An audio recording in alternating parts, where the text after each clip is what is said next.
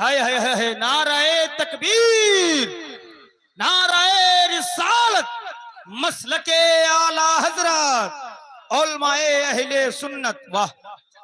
मौलवी को राजनीति नहीं करनी चाहिए, मौलवी को मस्जिद में रहना चाहिए या मदरसे में रहना चाहिए। इन मुल्लाओं की क्या जरूरत है।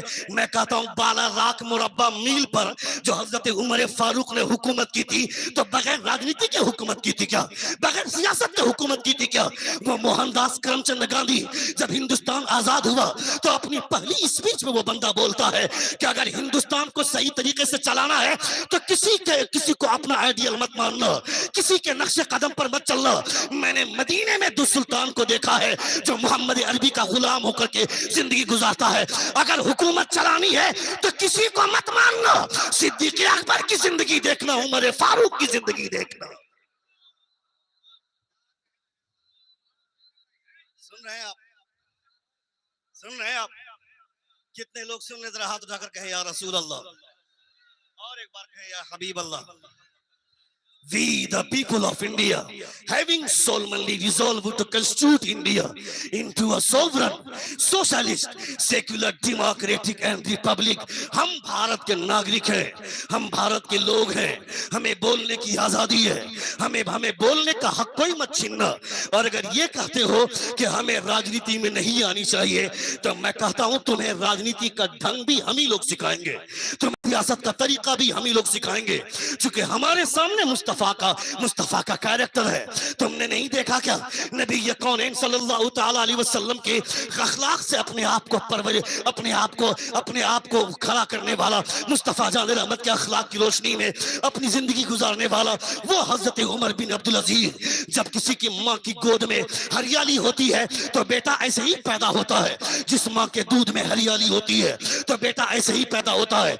मगर जिस माँ के दूध में जहरीलापन हो, जिस माँ का दूध ही जहर भरा हो, महफिल रसूल में बैठकर बातें करेंगी, महफिल रसूल में बैठकर झुमका की बातें करेंगी, ठुमके की बातें करेंगी, घर की खीबत करेंगी, सास बहू के झगड़े होंगे और वही सारी बातें इस जलसे में होंगी। मैं कहता हूं ऐसी औरतों के पिस्तान से दूध पीने वाले लड़का या तो वो एटीएम मारेगा, या तो वो सिनेमा हॉल को आबाद करेगा, या तो फिर टिकटॉक में वीडियो बनाकर अपनी जिंदगी बर्बाद करेगा। ये जो एटीएम मारने वाले लौंडे हैं, मैं इससे कहना चाहता हूं, ऐ बेवकूफ, रोजाना जो गाड़ी बदल रहा है, आज ये गाड़ी, आज वो गाड़ी, ये तेरे बाप की कमाई है क्या? मेहनत से कमा कर गाड़ी ले, उसके बाद समझ में आएगा क्या होती है, हैसियत क्या होती है। दूसरों के पैसे को हड़प कर हराम की दौलत से चाहे 50 गाड़ी बदल ले, मगर इज्जत दुनिया वाले तो दे सकते हैं, मुस्तफा की नजर में तेरी कोई हैसियत नहीं है। मुस्तफा की नजर में इज्जतदार वो आदमी है जो सूखी रोटियां खाकर जिंदगी गुजार लेता हो, मगर मुस्तफा की सुन्नत की खिलाफ वर्जी न करता हो। नाराए तकबीर, बुलंद आवाज से नाराए तकबीर, नाराए रिसालत, मसलके आला हजरत, अजमते मुस्तफा, अजमते मुस्तफा। क्या कहने हजरत? सुन रहे हैं? जिंदाबाद जिंदाबाद। कितने लोग सुन रहे? हाथ उठाकर कहें या रसूल अल्लाह, और एक बार कहें या हबीब अल्लाह। बोलो थोड़ी देर और 5-10 मिनट बोलो। कितने लोग सुनना चाहते हैं? एक बार जोर से कहें या रसूल अल्लाह, और एक बार कहें या हबीब अल्लाह। ये हुजूर की महफिल है, ये मदीना तशरीफ ले जा रहे हैं, इनकी हैसियत अलग है, इनका स्टेटस अलग है, इनका वक़ार अलग है, इसलिए कि हुजूर ने बुलाया है। मुस्तफ़ा जान रहमत सल्लल्लाहु अलैहि वसल्लम का बुलावा आ जाने के बाद इरादे जिसके जितने मजबूत हो जाते हैं। मैं पिछले साल उम्रा करके आया, गुज़श्ता साल, मुझे यकीन भी नहीं था, मैंने सोचा भी नहीं था कि मैं उम्रा करने के लिए इतनी जल्दी चला जाऊंगा। अचानक किसी जलसे में गया, जलसे में तकरीर हुई, एक साहब से मुलाकात हुई, कहा कि हजरत हम उम्रा करने के लिए जा रहे हैं। मैंने कहा मुबारक हो। कहा हजरत आप भी चलिए।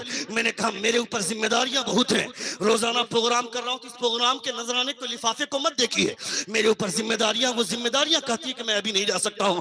कहा हजरत आप चलिए, आप सिर्फ इरादा बनाइए, आपका काम हो जाएगा।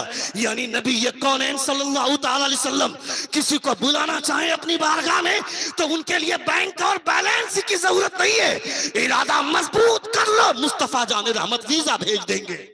हक है। कौनैन सल्लल्लाहु अलैहि वसल्लम की करम-नवाज़ी की बुनियाद पर लोग मदीना जाते हैं, ये मदीना तशरीफ ले जा रहे हैं, खाना काबा का तवाफ कर रहे हैं। रोजाना 120 रहमत तफसीर रूहुल बयान में अल्लामा शेख इस्माइल